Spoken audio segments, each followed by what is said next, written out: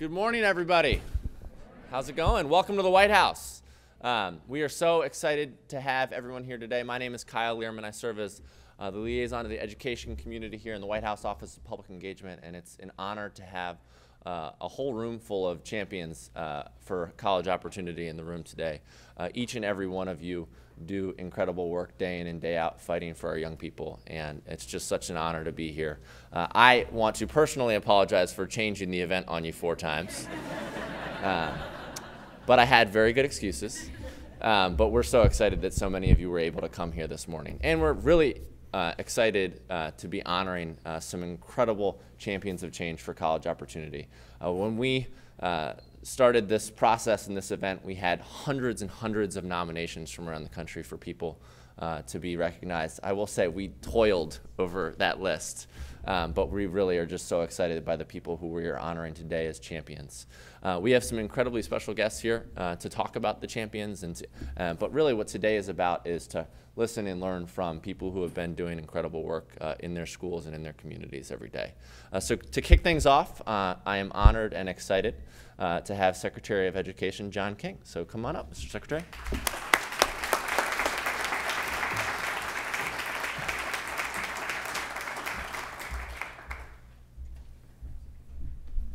Good morning, everyone. That was kind of a low energy. Good morning. Good morning, everyone. Good morning. That's better. Today's a celebration. I want to congratulate all of today's champions of change and thank them for helping hundreds of thousands of students realize their dreams of a college education and the path to opportunity that that represents. I also want to thank all the folks who are here who are involved in college access, affordability, and completion work. This is a room of champions of college access, affordability, and completion, and a room of partners. And I want to thank you for the partnership over the 8 years that has helped us to advance educational quality on behalf of young people and adults all across the country. We know that a college education is a fantastic lifetime investment. Students who have a college degree earn more than $1 million more over the course of their lives. The research suggests that they often have an opportunity to live healthier lives, that they have an opportunity to contribute to the future of their family and community in important ways. And all of you are leaders in that work. We also know that ensuring that we have a educated workforce is essential to our long-term economic competitiveness, and ensuring that students get on the path to a quality college education is a part of our long-term effort to ensure our nation's prosperity. When the president came into office, he set an important goal for the country, urging us to set as our North Star the notion that we would get back to first in the world in the proportion of our citizens who have college degrees. We were once first. We fell all the way to 13th, and the president's vision was to get us back to first, and to do that through partnerships. And partnerships with all of you are central to that work. I want to ask you to join me in thanking the folks at the White House who've been a part of this work, whether it's our White House Public Engagement team or our White House Reach Higher team. The White House has, throughout the last 8 years, worked to support all of you in this work, and today's celebration is an extension of that. So I want to thank our White House colleagues.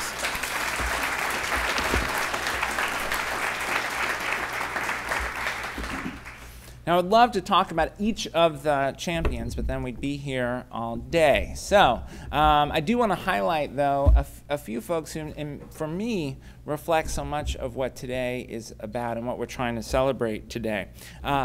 First, I want to highlight my friend Juliet Price, who is a fellow Albany person. I came to Washington from having been Commissioner of Education in New York, and saw firsthand the work that Juliet and Albany Promise are doing to give young people in Albany a stronger sense of what is possible in their future. Albany is a community with lots of challenges, economic challenges, challenges of crime and substance abuse, all the challenges that come, unfortunately, with many of our high-needs urban communities. And Albany Promise is bringing together the entire community, higher education, K-12, community-based organizations, philanthropy, the business community, and state government, all in support of young people in Albany, giving them a sense that college is a real possibility for them. And it reflects a real commitment on the part of the State University of New York to access, affordability, and completion. So I want to recognize Juliet and thank her for her work, and thank her for making the trip from Albany, which is a trip I know very, very well. I want to recognize Dan Porterfield, who somebody asked, had I met him before, and I said, Dan's been a hero of mine for a long time, as all the champions are really heroes for all of us. Dan's work at Franklin and Marshall to ensure greater access for low-income students and students of color is, I think, a national model. And one of the things I most admire about Dan's leadership is he did not position this effort with his campus community as an act of charity, but rather as an act of talent maximization. And that's a very different perspective. It's not saying we should take more low-income students, more students of color because we want to do something for them, but rather it's good for them, but it's more importantly good for the university. And he has led in a way that says Franklin and Marshall will be a better university for having more low-income students and students of color. And if you talk to his faculty members, they will say that is indeed true, that the classroom experience for their students is richer by virtue of the diversity. It is an important framing difference, and one that I know many in this room are committed to the notion that we are stronger for our diversity. We are stronger when we achieve greater socioeconomic and racial integration. And those are not things we do again, as an act of charity, but things that we do because we are better for it. All of our institutions are better for it. I also want to recognize Adorian Murray Thomas, who I just got to meet today. But I'm very excited about her work because I think it's so important that young people lead in these efforts. And Adorian is leading in building a community organization focused on the success of all students, but particularly acknowledging the challenges that are faced by our girls and young women of color. And one of the things that gives me hope on days when we are so conscious of our challenges as a society, when we think about events in Charlotte or in Tulsa, and when we fear for the ways that our society is divided. What gives me hope is young people who are leading towards a better future. We will be a better country under their leadership with their vision and energy, so I'm thrilled to see Adorian here and to get to recognize young people who are leading in the efforts around college access, affordability, and completion. The work we celebrate today, the work of the champions, and the work that all of you do, again, has been a central focus for the administration from the outset. The president has prioritized investments in education from pre-K through higher ed.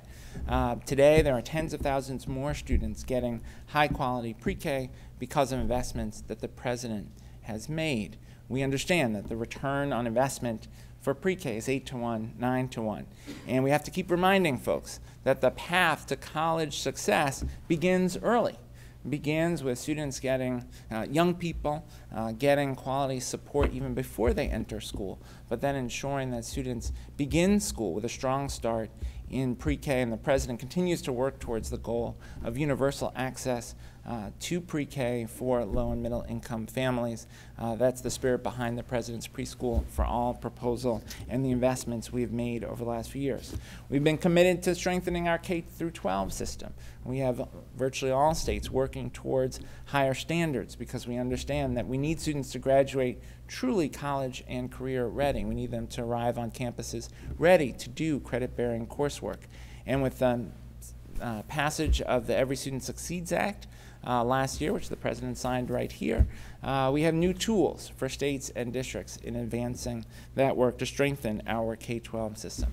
And of course, in higher education, the president has prioritized important investments that have yielded great benefits, beginning with the decision to shift tens of billions of dollars that were going to banks to students and taxpayers. $60 billion going to students and taxpayers because of the federal direct loan program. Increasing Pell Grants by more than $1,000 and doubling the nation's investment in Pell Grants.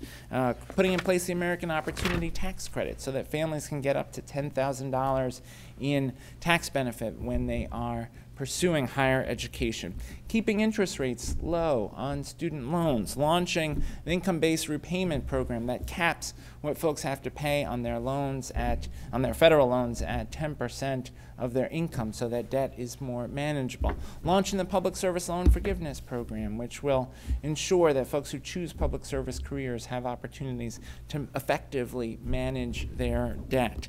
Launching tools like the College Scorecard at collegescorecard.ed.gov, which provides important information for students and families about colleges, not just how they fall in academic rankings, but rather information about graduation rates, about real cost, about students' ability to pay back their debt when they graduate, and about students' long-term earnings. Then linking also to important academic and campus information. The College Scorecard is helping to inform students and families in powerful ways, and we've made the data transparent so that the data can be accessed by other entities to provide good information for students and families. I can recall being at a DC high school last year, Washington, D.C. high school, in a computer science class, largely low-income students of color, looking at the College Scorecard, talking about how it was designed, and then sitting with students as they looked at the College Scorecard site and looked at information about colleges and using something called the Pell Abacus, which builds off data from the College Scorecard. A student I was sitting with realized that the school that he thought was out of reach was actually more affordable than the school he thought he had to go to because of the difference in sticker price. Right? Because Pell Abacus helps you understand what the impact of financial aid will be on the actual price of the school, the student realized he could go to his dream school, and it changed his aspirations for his future. Data used to change aspirations. A powerful moment, a powerful illustration of the power of something like the College Scorecard. Of course, we've also worked to make the FAFSA simpler and easier, and I'd be remiss if I didn't note that tomorrow we launch the new FAFSA on October 1. That's right, that deserves applause.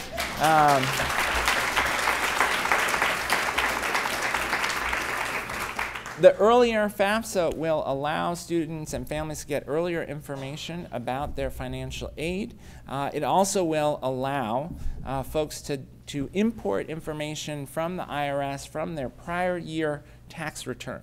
And for all the folks who filled out the FAFSA over the years, you know how important it is to be able to directly import information from a prior year tax return rather than having to gather the information for the current year. So that should make the process significantly more efficient for families. I also note that we have states who are taking leadership on improving FAFSA completion, like Louisiana, which beginning in 2018 will require FAFSA completion as a part of high school graduation. And that's hugely important because we know there are many students who leave money on the table. Many of you work on this very issue, students who leave money on the table that they could get to support their college education. Certainly the First Lady's Reach Higher initiative and the White House College Opportunity Call to Action have helped to mobilize young people, the community, and higher ed institutions around access and affordability. And we know we're seeing the dividends. There are 1 million more African American Latino students in college today than when the president began. All of that said, we certainly have much work to do. We have the highest graduation rate from high school we've ever had as a country at 82%, but then we worry about that other 18%. Where are they? What are their life prospects without graduating from high school? We have more students going on to college, but we know that there are campuses that have a quarter, a half, a majority, 80% of students in remediation around the country. And we worry about those students who arrive at college excited about their college experience and are told, no, go down the hall to the remedial class, which is really a euphemism for high school. Right? Go down the hall to high school for which you and your family will pay college prices. So we know we have work to do there. We know we have work to do to ensure that students who start actually finish. It's not enough to just get to college. We need students to get through college.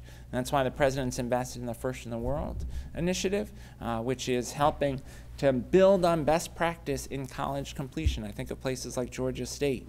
That's increased its graduation rate by more than 13 percentage points over the last few years by investing in college advising about course selection, advising about how to navigate selecting a major. I called it, when I visited there, I called it intrusive advising. They said, no, they like to think of it as proactive advising. But it's the kind of advice and guidance that many of us as parents would want to give to our kids, and certainly affluent parents do. But for our first-generation students, for some of our low-income students, those are not opportunities they have, and the college sees that and is investing and advising. And now Georgia State is in a partnership with many other universities to expand those best practices. President's also proposed America's College Promise that would guarantee 2 years of community college or the first 2 years at a HBCU or minority-serving institution for free or greatly reduced tuition for hardworking students. And since the President announced the commitment to America's College Promise, more than 30 communities around the country, places like Oakland, California, have committed to Promise initiatives on their own. And we continue to work with Congress to get them to see that it would be a wise investment to make 2 years of community college as automatic as K through 12 education has become. And of course, as we focus on completion, we know that we need better incentives for students to work towards on-time graduation. The President's proposed making Pell available year-round. Summer Pell would make a big difference for Pell-eligible students in being able to stay on track to graduation. The President's also proposed a incentive for students to take 15 or more credits each semester, because we know from places like University of Hawaii that focusing on 15 and making sure that students are taking a full load and staying on track to graduation can make a real difference in on-time graduation. And finally, the President also has put forward efforts to be creative about the use of Pell. And so at the department, we have a Pell experimental initiative around dual enrollment, helping colleges and high schools use Pell dollars so that students can start taking college courses in high school. We know that increases the likelihood not only that they graduate from high school, but that they go on to college, persist in college, and graduate from college. And most powerfully, we have a Pell experimental site for folks who are incarcerated. And a couple weeks ago, on our education bus tour, I had the chance to visit a prison in Harvest, Alabama. Limestone Correctional Facility, where they have a partnership with Calhoun College. And I spoke with the students there, inmates, and they described the role of education both in how they got there and how they will ensure that they don't get back there. And they talked about the educational opportunities they didn't have and couldn't take advantage of that led so much to their being in prison. But they talked powerfully about the role that pursuing higher education will now play in their ability not only to succeed economically when they return to the community, but to be better parents and to be more active in their community because of the tools that they are gaining through their education. And I spoke with faculty members at Calhoun College who are working with the students there, and they talked about how motivated the students are, how clear they are about the relationship between what they're doing in class and their long-term future. That Second Chance Pell experimental site is now working in 69 universities. It'll be 12,000 students in 28 states, and we hope will lead the way towards Congress correcting the mistake that was made in the mid-90s to take away Pell access for folks who are incarcerated. So we have a lot of work ahead. President reminds us, I know Valerie knows this, every day, that we're going to run through the tape, and we are. We just had the Olympians here yesterday, and I think of it like Usain Bolt, running through the tape with a smile. We're going to run through the tape with a smile. We got a lot to do, and we're going to keep at it through January 20th. We're so proud to have partners like you. The President has said, when it comes to higher education, what matters is making sure that bright, motivated young people have the chance to go as far as their talents and their work ethic and their dreams can take them. Thank you for what all of you do every day, our champions, but everyone in this room what you do every day to help students fulfill their dreams. Thanks so much.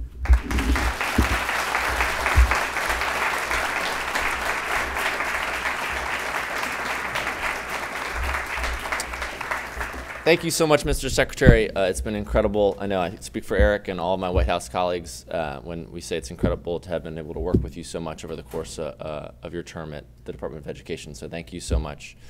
We have a special guest who heard you guys were coming in and wanted to stop by and say hello. Valerie Jarrett leads the Office of Public Engagement and the Office of Intergovernmental Affairs, and she actually started the Champions of Change program a little over 5 years ago, and we are. This is one of. I didn't mention this at the beginning, but this is actually one of our last Champions of Change events that we are doing here at the White House, and so we are again so excited to have this special group in. And Valerie wanted to stop by and say hello. Valerie.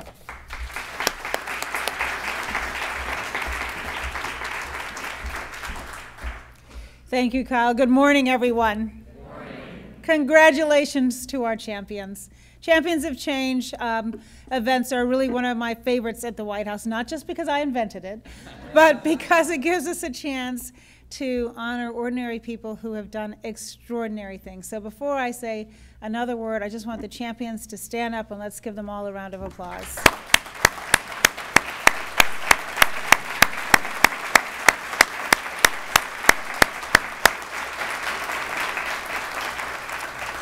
And since the audience includes more than just champions, we know that each and every one of them have been successful because they've received love and support from those of you who came out today in order to pay tribute to them. So I thank you not just for being here today, but for everything that you've done to lead to their success. So thanks to everyone else in the audience as well. So you had a chance to hear from Secretary King about everything the President and his administration have been doing to try to give every child that fair shot over the last nearly 8 years. And we are extraordinarily proud of our record. But our record is only what it is because we've done it in partnership and in cooperation with all of you. We realize that there are great limits to what the government can do. We can set sound policies. We can make sure that we're thinking about the long view and what's in the interest to ensure every child gets that fair shot. But we really need the advice and counsel of the experts. And so to have folks who've been willing to engage with us over the last nearly 8 years and ensure that we keep focused true north and all of the tools in our toolbox to help improve the lives of our young people, for that we are just so incredibly grateful. I think back to a long, long time ago when I was in college and the opportunities that I had and the sacrifices that my parents were willing to make for me. And it was a pivotal moment in my life. And over the last, over the course of my career, but certainly the time that I've been here in the White House, I've had the chance to travel all around the country and meet far too many young people whose dreams were cut short. The Secretary mentioned visiting a prison. Just 3 weeks ago, I was in the Bay Area, and I visited San Quentin. And it's a maximum security prison in the area and state prison. And I visited a class where they were teaching the inmates how to code. And and they were totally into it. And I don't know how to code. I mean, maybe some of you do know how to code, but it's a really important tool to have. And they were completely excited about the opportunity to present to me what they had learned. There are over 3,000 people in the Bay Area who volunteer at San Quentin, teaching everything from remedial writing to sophisticated coding. And the energy in that classroom was palpable. And all I could think about is, what if they'd had that class in 8th grade? What if they'd had volunteers who came into their schools and said, we care about you and we want to make sure that you succeed? What are all the ways in which we could have helped them avoid taking a coding class at San Quentin? And so the work that we are doing to open up opportunities for young people to go to college and to succeed in college, because it's not just we're so proud of the fact that our high school graduation rate is up, dropout rate is down, and folks applying to college is certainly going up, but we want them to complete it successfully. And we all know that the playing field is not equal. And so when young people start behind, either because of financial restrictions or because of the quality of their high school education, what can we do to ensure that we're leveling that playing field for every young person? And I say that as a parent, in addition to a senior advisor. It's not just enough that my daughter had a great education. I want everybody's child to have a great education too. So, coming full circle back to our champions, each and every one of you has worked miracles. And there are lots of choices that you all had in life in terms of what would be your passion. And the fact that you dedicated your passion to open up these opportunities for higher education for our young people, we just could not be any more grateful.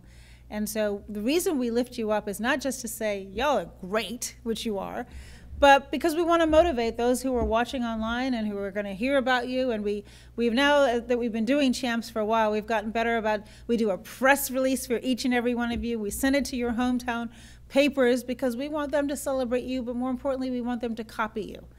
And we believe that if we can lift up your accomplishments from here at the White House, then your best practices will flourish all over the country. And that's really what we're all about, is trying to ensure that we use this bully pulpit and this time that we have here to lift up what works. And I think, unfortunately, in the press today and social media today, you see a lot of stuff that's negative, and we're providing a counterforce to that. And so for your success, we thank you, and we hope that you will inspire many more. So one more round of applause for champions. So proud of you. So before we get started on the panel, because I didn't get a chance to meet you backstage, we're going to ask the champions to come up so we can do a photograph that we can tweet out to the world to see. So please come on up.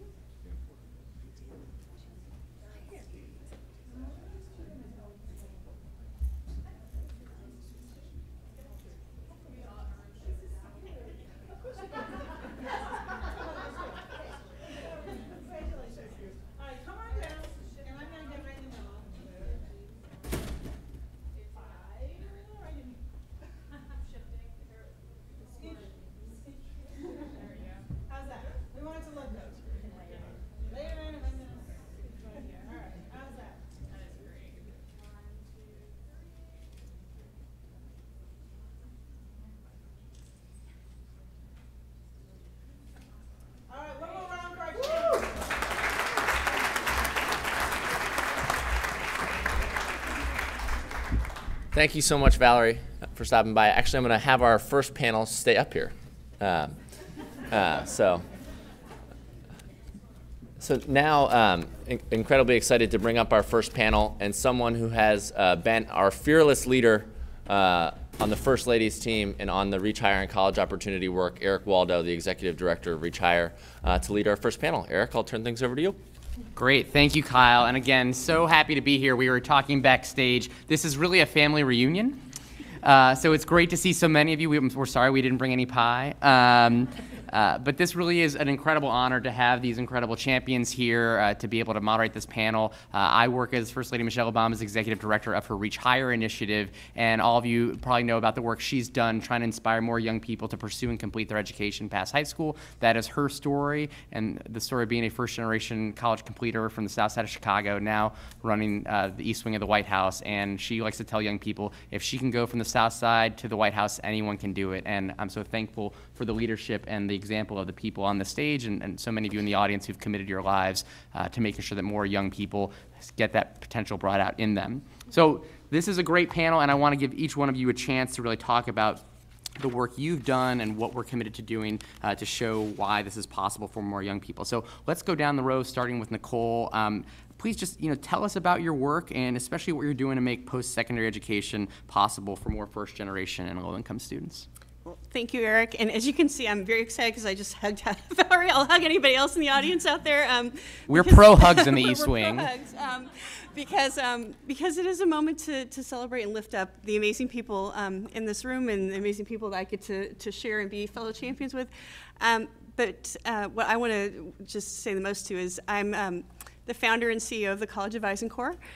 We've got 600 recent college graduates out there right now in high schools as we speak, and another 24 e-advisors out there as we speak, trying to make sure every student has a post-secondary opportunity. And so our work is really about holding hands with our counselors, so I want to give a shout out to our heroic school counselors. Yes, to our counselors.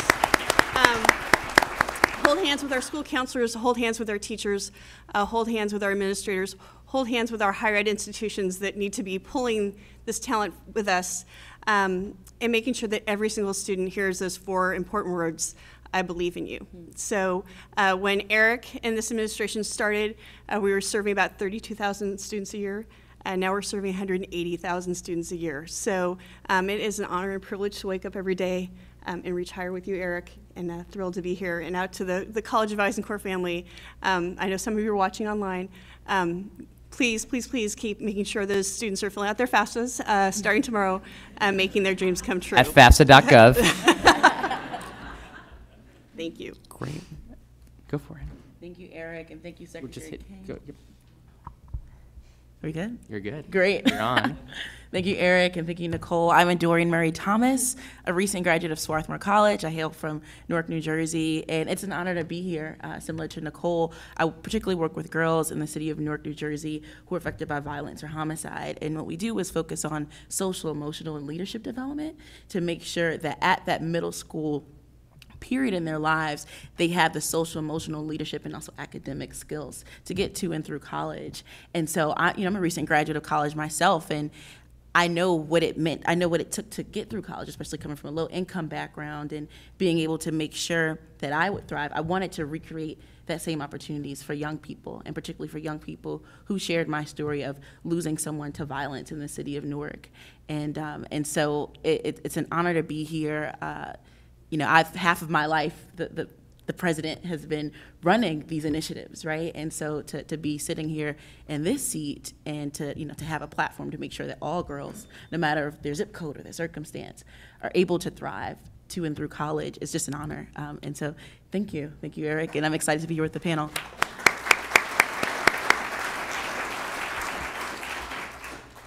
Hi, good morning. I'm Kim Cook, the Executive Director of the National College Access Network. I'm here for and because of our members who are the heart of NCAN.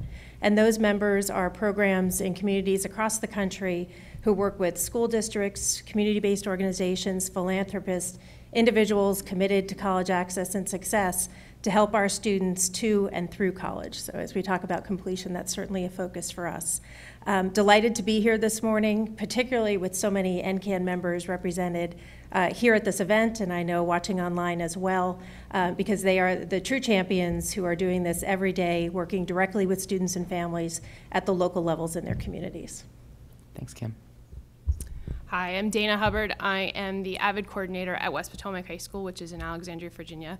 AVID stands for Advancement via Individual Determination, and it's a college readiness program that aims to have all kids be ready for the rigors of college, but it especially focuses on kids who were in the academic middle. So that's first generation college goers or students who wouldn't necessarily get to college on their own. And so what I do in my classroom is I work to raise the expectation level for those students, but give them the support that they need to get there. So there's a lot of work that we do to motivate students, to remind them why they're working so hard, but also showing them how to fill out all the applications and do the research necessary. So I'm really excited to be here. My students are really excited that I'm here. So it's an inspiration for them as well back home. Hey everyone, I'm Jin. I'm still a college student, so it's great. Right, so I'm a junior at Harvard, and I'm the director of Higher Dreams, which is a national nonprofit dedicated to making college access more equitable for undocumented students. So I'm a DACA recipient, and I think undocumented students face a particular set of challenges when it comes to applying to college, among other things. And I guess we'll talk about that more in detail during the panel, but we're primarily a resource development organization, so currently there is a big unmet need as it comes to undocumented students as they apply to college, because I think the current landscape is that universities and colleges, although they're getting better and adapting, they're they don't really know what to say or how to deal with undocumented students applying to their institutions. So over the last few years, we've been trying to develop resources and compile and consolidate everything that exists currently for undocumented students in one central location. And now we're looking forward to doing more community-based, on-the-ground work in Boston and New York City. And I'm excited to be here. Great. Yeah. Well, listen, each of you described the work you're doing at the local level, sometimes at a national level, but I'm really interested in, let's start on the other side of the panel, what are sort of the biggest obstacles and challenges that you're facing when you're trying to make college and completion more accessible for young people in your communities? Sure, right. So because the specific population of students that we work with, there's a very particular set of challenges. So these are undocumented students, many of whom have received deferred action, but some of whom have not. So a lot of the issues that I think the panel will bring up intersect a lot with this population of students. So a lot of students tend to be low income, a lot of students are minority. So I think the biggest challenge has been, and I think will continue to be, the fact that it's difficult to reach this specific subset of students. And I think immigration status is not something that is directly visible, unlike other factors that affect college readiness. So it's been hard to employ some of the outreach strategies that other organizations have kind of deployed when doing their work. So I think that's been the biggest challenge, and I'm encouraged that I think this kind of platform will raise awareness and allow us to do our work better. Yeah. Thanks, Jen. Dana? I would say financially is one of the big challenges for my students. They can do all the rigorous classwork to get themselves into college, they can gain admissions, but then finding a way to actually pay for college is really difficult for them. They don't necessarily always know all the options for them, even with somebody who walks them through how to fill out all the forms and all of that. But financial aid is still sort of a mystery to them, and it's a mystery to their parents.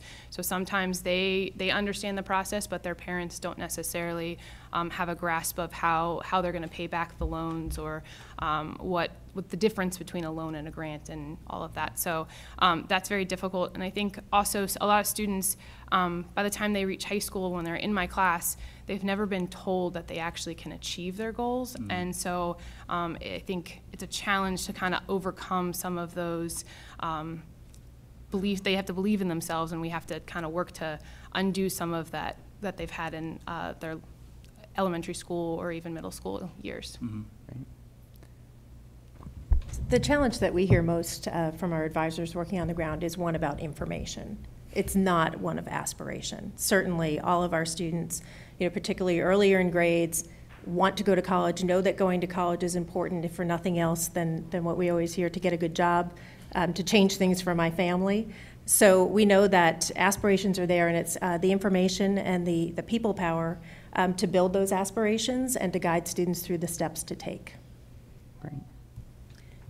Yeah. Yeah, I think the biggest challenge for me is, so we have a dual focus, right, on civic, career, and college readiness, and so like all of our curriculum focuses on that, but then also a social and emotional learning piece. And so I think the biggest challenge is those two are connected, but they also require different skill sets and resources to provide programming that achieve those goals. And so I think at times there's a little bit of tension between, okay, well, what are we going to focus on for our summer program, or what are we going to focus on for our after school program, even though both are equally important. And so sort of balancing the two is, I guess, one of the bigger challenges. So I'm going to echo a lot of my colleagues and just say, I think so much of this is about information, and it's also about putting some loving care, if I can use that word, around them. So I think about our advisors, I think about our students. I'm actually going to embarrass my children because that's part of being a mom. So Monica and Matthew are here today, and I text them all the time, I believe in you. And they're like, Mom, stop, that's so weird. But I do think... we believe in you too, yes, guys. and they're right there. Hi, Mon, hi, Matt. Anyway, they seem really happy with you right now. But the reality is that I say this to the advisors, and I hope they say to the students, we all need those moments where you have a nudge, right? We all think about mentors. We all think about a friend. We all think about partners. I think the one thing, sometimes we think about the college-going process as such an isolated journey, right? It's so hard to fill out those forms by yourself. It's so hard to navigate a match and fit college where you're really going to have a successful career and have a meaningful credential. It's so hard to do that alone. And so I think when we do our best work, it's when we're holding hands and have great partners. I'm looking at a couple in the room. I think about people like MC and Christy and Joe who have been thought partners and wrap themselves around us as organizations and as people. But at the end of the day, I think this is such a human endeavor. And whether we're doing texting like we're doing with Reach Higher and Better Make Room, or whether we're doing this in a classroom like the great work that Dana does, the most important thing is that they feel that human element and that we're in this together. You know, I think that's a really great point. I always tell people when we describe our work, and especially the First Lady's work, I like to tell people you can think of the First Lady as the school counselor-in-chief for the country. But you're absolutely right, Nicole, because so much of the First Lady's message to students is really a positive aspect of I believe in you, you can do this. And it's funny because her speeches and her messages and her conversations are directed at young people, but I still even, as an adult, as someone who works at the White House, it's really important to hear those affirming, those positive messages for people who do encounter those obstacles and those struggles. And so, we need to hear what's possible. And thank you for mentioning the texting campaign. We know based on the research of Ben Castleman and Lindsay Page and others that it is really important to reach young people where they are. So we've been trying to get more people to receive text messages to nudge students to fill out the FAFSA to apply to college. Folks can text the word college to 44044 to sign up. That's one of the things we can do. But Nicole, you also talked about partnerships, because we can't do this alone, and I think each and every one of us here in some way has had to realize to make this work grow, we have to build those partnerships. What are the types of partnerships you have all formed, and how has that helped your organization grow and reach more young people? So our partnerships are, I put them in 3 different categories. One is our higher education institutions, and so again, a champion in more than one way. Dan Porterfield, I'm looking at him. I know a lot of us feel that way about you, Dan. But Dan's a good example of a college president who, we now have 25 of these across the country, who held hands with us and said, we will take our graduates, we will train them with you, we will advise them with you, we will place them with you. Dan's actually been all over rural Pennsylvania with us, actually saying to these students, I'm the president of F&M and I believe in you, and tells his own story in such a powerful way. If every college president thought the way Dan did, we'd have a different situation, because I don't know how many college presidents have actually stepped foot in a high school and said to a low-income student or said to an underrepresented or first-gen student, I believe in you, but Dan has done it. And so we've got 25 of those partners across the country, which is just very, very powerful, and would like to have more, frankly. The second piece is our high school. So again, we're not competing with our counselors, we're holding them up and saying, with a caseload, heaven help me, of 491 to 1, think about that for a moment. How are you supposed to help 491 kids with their college aspirations and their dreams and their forms? So holding hands with our school administrators, our counselors, and our teachers and saying, let's do this together, and so we're in 600 high schools that way. So that's another piece of the partnership. And then there's our other, and NCAN's a great example, our other friends in the space, if you will. So other college opportunity programs, the AVID programs, we've got some heroes up on here that are doing this kind of work as well. So we're all in it together, if you will. So I think about, the College Board just gave us an amazing amount of data and said, look, we know these young people have achieved, and they have the data, but now it's time, if I can use the word, to propel. And so I think partnerships are all about thinking about how do we propel our students together. The last one, I just have to give a shout out to State Street started an initiative last year called Boston Wins, which is really about doing the high school work, the college work, and then they're going to hire 1,000 of Boston youth as part of this. So again, as we're sitting here together trying to be creative, if we can propel students from high school to college to career, that's when we start having the economy and the democracy that I think everybody here wants to see. Yeah, I 100% agree. I mean, it's all about partnerships, and so at She Wins, we partner with a number of organizations, particularly for our service component. We also focus on civic readiness as much as college and career readiness. We want our girls to be the leaders in their community, fixing the issues that affect their lives and their community's lives the most. And so a number of organizations like NJ GASP, where the girls advocated for anti-youth smoking policies before city council. Eventually it'll be going before state senators, partnering with Eagle Academy, which is an all-boys school in Newark that we work together with, and we go to different mentorship opportunities with them. And then also just to your point, our focus is primarily on social, emotional, and leadership development, but we also realize how important that college and career readiness is, and that's a huge dual focus for us. And so partnering with programs like the W.E.B. Du Bois Institute at Princeton, I went to a KIPP school, and a lot of my students are from KIPP because I'm talking to their career counselors and their guidance counselors. They're making sure our girls are not only recruited from those schools, but are also connected to those resources to get them to and through college. And so, you as in any organization, especially as a younger organization like ours that's existed for just under 2 years, you have to realize what your capacity is and how much your capacity is increased when you work with other people. And so it's absolutely, it is all in the partnerships. It makes us achieve our goals so much further. Kim, this is your bread and butter. You're like the master partnership. Teach us. So we're the old kids on the block. NCAN was founded 21 years ago to celebrate and support these exact types of partnerships.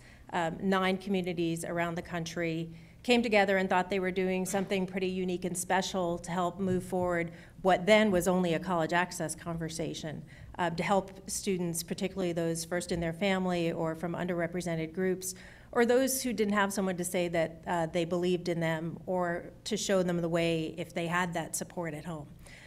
So these groups came together. They worked mightily with school counselors, with school districts, to bring these services on site to the high schools where the students were. And they did that with a lot of old-fashioned legwork. They raised the money from locals. So this is all community, whether they were fortunate to have a corporate presence, whether they had a community foundation and other philanthropy, and in very, very many cases rely on the wisdom and generosity of individuals who have either traveled this road themselves or believe in equity for all students, so we're happy to support that. Many years later, we continue those partnerships in the high schools and with those philanthropists, but we've also stretched those as we think about where our finish line is now towards completion and career readiness. So more and more we have partnerships with higher education and more with corporations in those towns that depend on our programs to help build the talent pipeline for them. I'd be remiss, though, if I didn't also mention that there are important partnerships for NCAN, the organization, including the leadership from First Lady Michelle Obama and the Reach Higher Initiative, our friends at the Office of Federal Student Aid as we get ready for Big FAFSA Day tomorrow, among other things. But those partnerships are incredible, as well as the data we get from groups like National Student Clearinghouse and all those who support NCAN, Gates Foundation, the Kresge Foundation, Lumina Foundation, with their thoughts, who help us plug into communities around the country.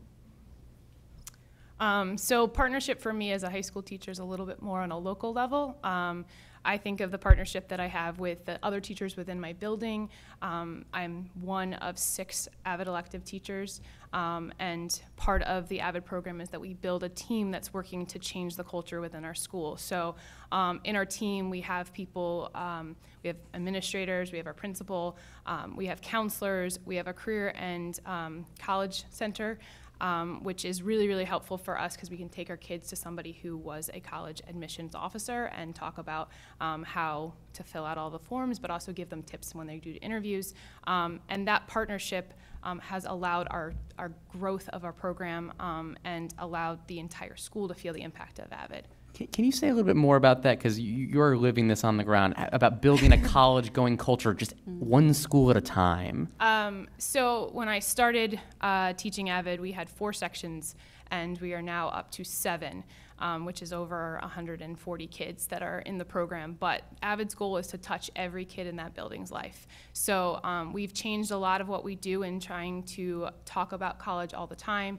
We have teachers wear college t-shirts and sweatshirts on days. We have college posters outside of every teacher's classroom saying where they went to school, why they picked that school. It's really been a big focus of not only myself, but also my principal to make it so that every kid feels that they have the support necessary to get into college. And I think that helps to change people's view of that school, but also the view of the kids in the school. So, great. Yeah, right. So when I think of partnership, I think, so when it comes to college access for undocumented students, I think it was difficult that there was a lot of variability in this process for undocumented students.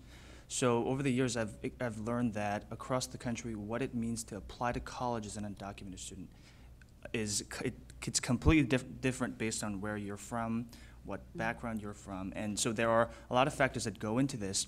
So I realized that partnership should really be the accumulated wisdom of all of the undocumented students that are currently in college or have been through college. So one of the things that I do with Higher Dreams is that there's an online forum where undocumented students can ask questions anonymously about anything regarding the application process or their experience.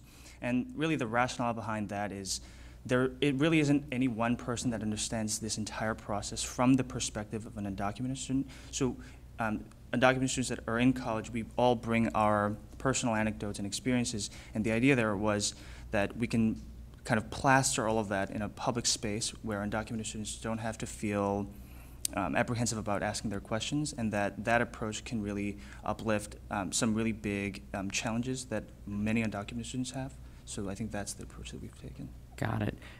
You know, Dorian and Jen, you guys are, again, you just graduated, you're still going through it, and I think for us in the field, we try to talk to young people, we try to go into schools, but you're going through it in a real way and have the most sort of prescient experience with this most recently. What do you wish is the support you would have had? What was sort of missing from your experience, either that you just had or that you're still going through, that you feel like you're trying to change and that you think that this crowd especially needs to hear about? Yeah, sure. It's a really good question because it was such a long time ago. It was only 2 or 3 months. It's hard for me to recollect. Right. But yeah, I think that one of the things that that I had that really sort of helped me thrive at Swarthmore was just a community at the school, both from the administration level, through our faculty, even down to our student groups, that made it clear that, look, just because you are a minority here, just because you come from a low-income community, doesn't mean you don't belong here. And in fact, you add something here that's really special and that can help you thrive here. And so because I had those support networks both within my school and then in my home community, from my mother, who was a special education teacher and a social worker in Newark for most of my life, to the school that I went to. I went to KIPP schools. And one of the things about KIPP schools is they have a KIPP through college program. So I had a college counselor who would come and visit me almost every semester through my 4 years at SWAT. And so having those sort of support networks, both professional and on just at the college level, was really important and really made me thrive there. I think what it takes, and this is something that isn't necessarily something that educators themselves can replicate, but particularly colleges and college administrators can do, is making sure that there is a community at your college where your student who comes from a low-income background or comes from an urban community or is a minority isn't the anomaly, right? Mm-hmm. That they have other people there that share that story and that network, so that way they they feel like they belong there, and that they can also sort of not just be in that one group, but venture into the other various social groups at that school and sort of feel like they can thrive no matter where they are. Right, yeah, and I think, so to kind of go off of that, when I think about what really needs to be done in terms of access, I think one of the biggest things is that we need more commitment from presidents of universities and institutions. So, I mean, there has been a lot of encouraging work from schools like Williams and Brown, and a lot of these schools that have publicly announced that they'll take accept their applications from undocumented students, but it's still, there's a lot of variability in the process, and I think that's the biggest challenge, that a lot of schools aren't taking up the gauntlet to say that we accept undocumented students, you don't have to be afraid when you apply to our institution, and I think that says a lot, right? So currently a lot of undocumented students, I think, they experience that applying to college is really not an option for them because of the consequences of the act of applying itself. So I think making a public commitment from institutions of higher learning, making the statement that politics shouldn't affect your ability to get an education, I think that would really go a long way. And I think to kind of get a little more specific, I think another thing that really is a challenge for undocumented students is, again, just how much variability there is. So a person that's going to high school in rural Texas might have a completely different experience from another undocumented student in New York City. So, and I think the challenge there is that depending on whether or not your guidance counselor or a school teacher has experienced another undocumented student go to college before, really does a lot for that student. So I think that is kind kind of a grassroots challenge that more broadly that we should think about. Yeah. So, Kim, we talked about also how, you're this networked organization that's helping other organizations do this work. What do you think is something that we want to make sure that folks on this table or folks in the room know is a big way that we want to scale success, or that you've seen some of these organizations be able to move faster and farther to hit more students? What's sort of some of the secret sauce? We're still mixing it. This is a question we ask every day. There is no silver bullet is the answer here, unfortunately, but there are many promising practices that we see. So for example, we think a lot about technology and information and how we get word and these good decision-making data points out to students. And that's all important, but what we realize is at the end of the day, there still needs to be a translator, a trusted adult, a mentor, an advisor who's helping them think through this and use that tool. So we still come down to one arm around one child, and we have to find ways to find all of those arms. And those may be volunteers, those may be corporate mentors, those may be those philanthropists and those who have walked this road themselves as first-generation students. That is important. That being said, that is the number one answer I can give on behalf of our members. We do find, though, that there is a lot that we can learn from data, particularly about outcomes and how to know what happens to particular groups of students. Let's look at who's completing FAFSA in a building. Let's look at who's not completing FAFSA in a building. We know completing the FAFSA is the number one predictor that student will enroll in college and have the support and finances they need to go. So, we are learning how to use data. We are learning to be good advocates, not only for policy, but also for communities to talk about post-secondary attainment and support post-secondary attainment. And I think that, this is bit by bit, person by person, community by community scaling that happens with the type of work we do that's so individual, and matters to a student that they have that personal touch. Yeah, and Nicole, you're doing this in a way where you're empowering recent college grads who are now going back into schools, telling their story, helping support the school counselors who are there on the ground, who are often under siege, and who can really credibly talk about that sort of near-peer experience. But how do we change the student conversation piece so that more people are using the metrics that we're talking about, how are they using more tools like scorecard, or how are we making this more about choosing fit and match and student success, and not just the student happens to know about those 3 schools that are in their community or the one school that the one person they know who went to college did? How do we make this a more robust conversation about actually the tremendous opportunities that are out there at different places that might not be what they know in their mind? Well, it's almost like, it's a great question, Eric. It's almost like we have to rebrand the word college, right? Because college to some people means ivy-covered walls and something that doesn't feel very accessible. College actually means all sorts of things. So there's some amazing community college presidents you're about to meet who do heroic work, and holding up community college as this administration has done so well, holding up four-year schools, and not just a certain group of schools, but all schools, and then having this conversation that Dorian just articulated so beautifully about match and fit and finding a place where you're really going to succeed. So I think about can we think about this in different kinds of units, if you will? So in North Carolina, and I'm thinking about MC and Christie, and the work the Belk Endowment wants to do is really make sure every student has a match and fit through the whole state. And if we can do that in the whole state of North Carolina, then can we go show that to Georgia or to Washington or to California? And so I'm so honored to be part of their work in this. So there's a state level play here. There's a national level play, which you all have been leading in an incredibly powerful way. But I think what you've heard on this panel this morning, so much of this is local. And so having those match and fit conversations where somebody like a Dorian can walk in and say, I went to Swarthmore, and if I can do it, you can do it too. This is what I love about our program, and what I love about what so much you're hearing this morning is that part of this is a call to service. Part of this, frankly, Eric, is a call to national service. That we need every student, every young person that's gone to college to turn around, and as Michelle Obama says so beautifully, when you walk through that door of opportunity, your job is to pull the next person through. It's not to close it, it's not to forget that it's there, it's to pull the next person through. And so I think having the ability to say, this is match, this is fit, it might not be the same for everyone, it is not the same for everyone, but I'm going to tell my story, the importance of the narrative, And I'm going to make sure that every student knows that there is a post-secondary option for them, which doesn't sound as good as college, but it is. We have to think about this as post-secondary opportunity and propelling our young people, again, towards the economy and democracy that we all want, as opposed to college, which sometimes feels very cold and not accessible and not someplace where there's going to be people cheering you on and holding your hand and making sure you get through, which is the ideal educational experience we want for all young people.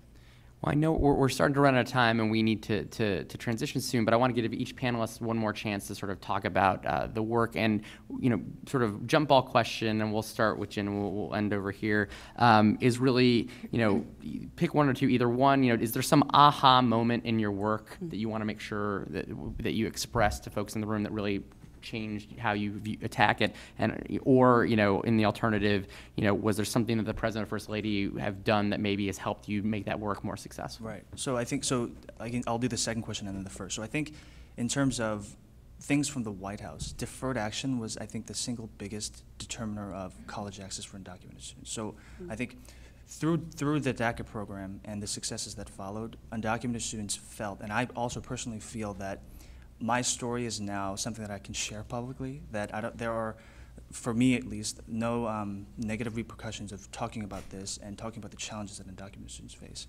But I think more broadly, in terms of things that really have worked, is that the experience of applying to college and getting through college as an undocumented student is a very personal experience. So we, as undocumented students, we all come at this experience differently. So depending on how we grew up, where we grew up, what our family circumstances were, I think that changes what college means and what it means to get through college for all of us.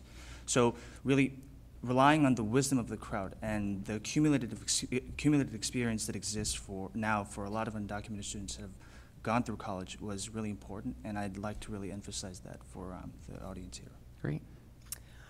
So my aha moment happens almost every year. We get to present what we do as an AVID program to district director, our principal, the leadership within our county, and I've gotten the chance to have my students speak and speak about what AVID means to them, and to have kids who are now juniors in college come back and talk about how much that program changed their lives and how much the encouragement and the motivation and inspiration that their teachers gave them really sort of made it make sense to me. This is why I spend all the hours doing what I do, is to really have kids not only get to college but also be successful in college. And those relationships that I make with them is the most important thing, I think, in terms of their success beyond the work that they do. So that was my aha moment.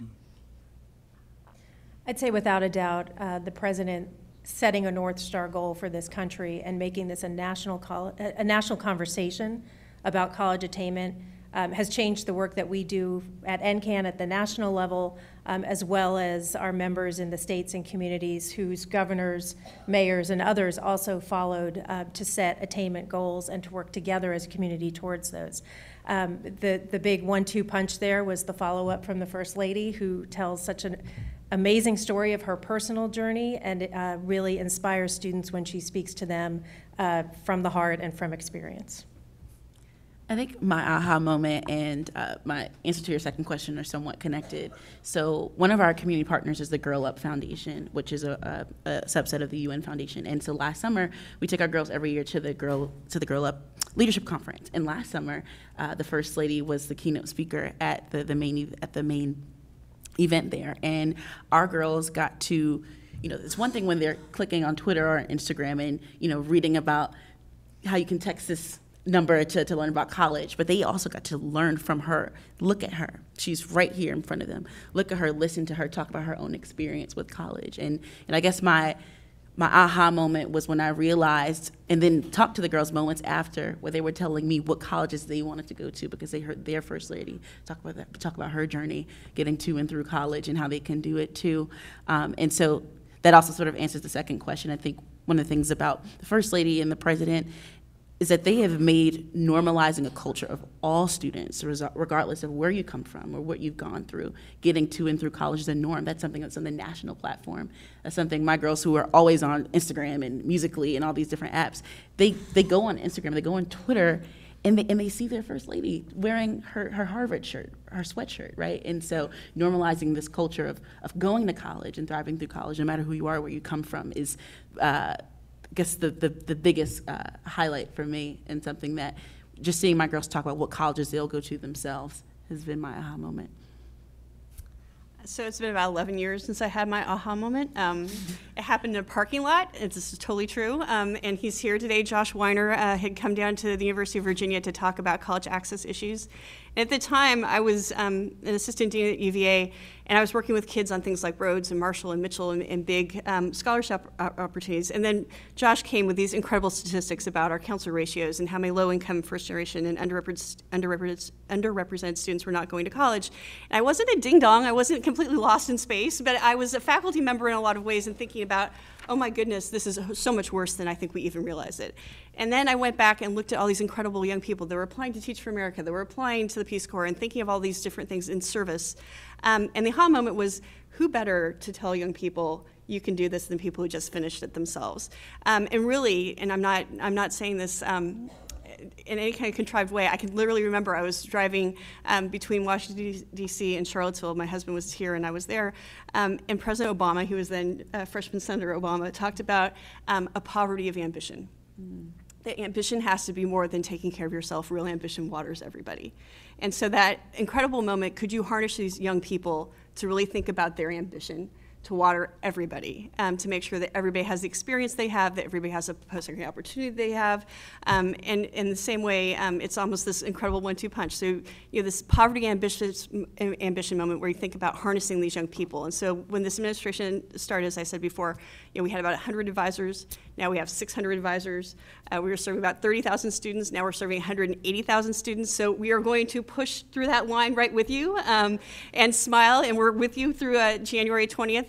But we also want to say to everybody in this room, we got to keep pushing. We got to keep pushing, because the aha moment is also, there's just so much more work to do. There's just so much more work to do. I couldn't think of a better way to end this panel. You guys have been incredible, and as Nicole mentioned, everyone who sees me speak knows that I start with the countdown clock. We got 111 days left to go, so we need to keep watering that garden of education, and we've got some incredible champions right here. So let's give a round of applause for everybody.